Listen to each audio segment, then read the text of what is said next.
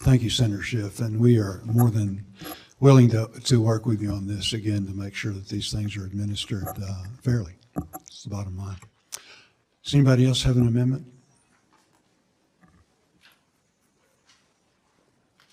Okay.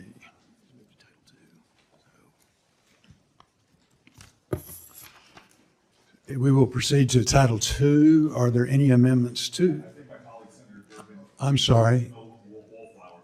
Yeah. I'm sorry. Okay, yes, sir. Let's go to Title II. And again, does anybody have an amendment? Yes, sir. Thank you, Mr. Chairman. I would call Amendment Bennett, first degree amendment number 6, and ask for it to be considered for a vote. So ordered. Yes, sir. Thank you, Mr. Chairman. I want to thank you and the ranking member for holding today's markup. As you said, Mr. Chairman, we're considering this farm bill at a moment of real crisis in rural America. The headwinds have never been stronger. Producers are facing weak prices and higher costs while losing export markets by the day. Drought and wildfires are threatening the rural way of life, not just in the West, but all across our country. Rural Americans are asking themselves whether their family farms and ranches are going to survive and whether the next generation will be able to take over. I met last week with Colorado sugar beet growers who stand to be wiped out this year by the combination of drought and falling prices. They are desperately wondering, like farmers and ranchers all over America, whether the cooperatives, processors, and small businesses that they depend on will still exist at the end of this year or next year. And in the middle of all that, we're being asked to vote on a farm bill that fails to address many of the real challenges that rural communities are facing today. I used to say, thank God the Agriculture Committee still exists, because this was one of the last places in the Senate where Democrats and Republicans could still work together.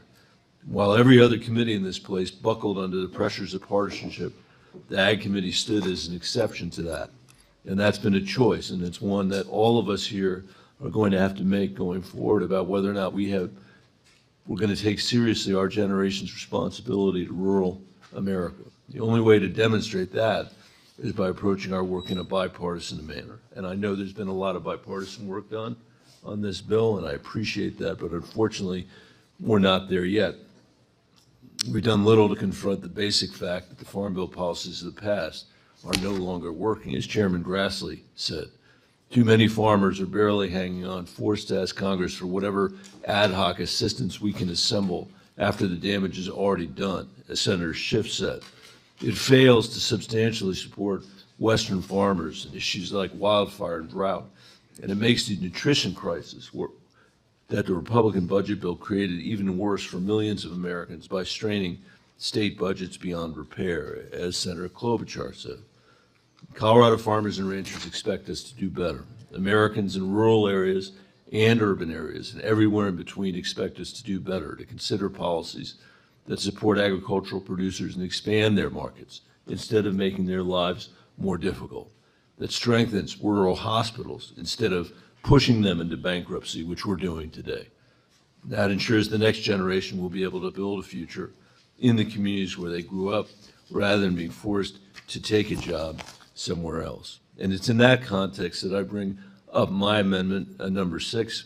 Mr. Chairman, this amendment would reverse the underlying bill's cuts to the Environmental Quality Incentives Program, EQIP, and the Conservation Stewardship Program, CSP. Farmers and ranchers rely on these programs to reduce costs and remain on the land at a time when farmers are facing some of the highest costs in American history. EQIP and CSP help farmers and ranchers save water, improve their soil, strengthen grazing lands, reduce erosion, and make their operations more resilient to drought and wildfire. In Colorado, around 800 eligible EQIP applications remain unfunded because these programs are already oversubscribed. These are not hypothetical projects. Those are producers who worked with USDA and were found eligible for assistance. And this isn't just in Colorado. 4 of the 5 states who stand to lose the most from EQIP cuts are represented on this committee: Arkansas, Mississippi, Georgia, and California. And every state in the country is waiting for these investments. Cutting $1.9 billion from EQIP and $500 million from CSP would make it harder for farmers and ranchers to invest in the long-term productivity and resilience of their operations, investments that help sustain family farms and strengthen rural communities. We cannot treat the conservation title of this bill as a zero-sum game. Farmers and ranchers are eager to participate in these programs, and the demand is clear and the demand is high. I urge my colleagues to support this amendment, and I now move for a vote. Does anybody else want to comment? Senator Klobuchar.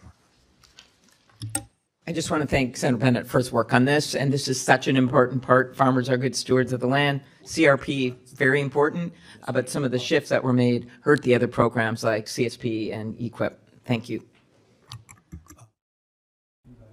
Anybody? I want to commend Senator Bennet for his work on conservation and, again, just forestry in general. What we did was add 30% more conservation funding to the baseline and create 2 new popular bipartisan programs. Over 70 groups support these programs: American Forest, Land Trust Alliance, NAFO, Wildlife Mississippi, Boone and Crockett, to name a few. So we are not trying to skimp on conservation, but we will be happy to work with you as we work through all of these things. Thank you, Chairman. I would ask for a vote on them. Okay, very good. The clerk will call the roll. Senator Klobuchar. Aye.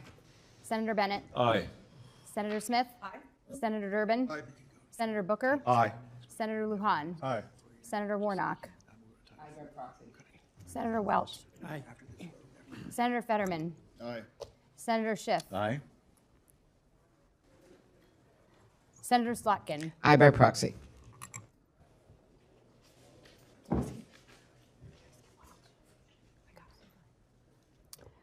Senator McConnell. No by proxy.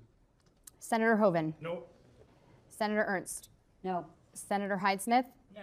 Senator Marshall. Senator Tuberville. No. Senator Justice. No. Senator Grassley. No. Senator Thune. No by proxy. Senator Fisher. No. Senator Moran. No.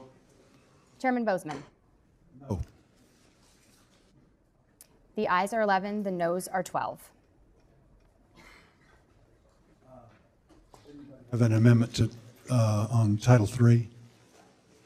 Bennet describes a rural economy under serious pressure, farmers dealing with weak prices, rising costs, shrinking export markets, drought, wildfires, and uncertainty about whether their family businesses will still exist for the next generation. And that last point is especially important. When a family farm disappears, it is not simply one business closing. The economic effects can ripple through the entire community, from equipment dealers and agricultural cooperatives to processors, local stores, schools, and rural hospitals.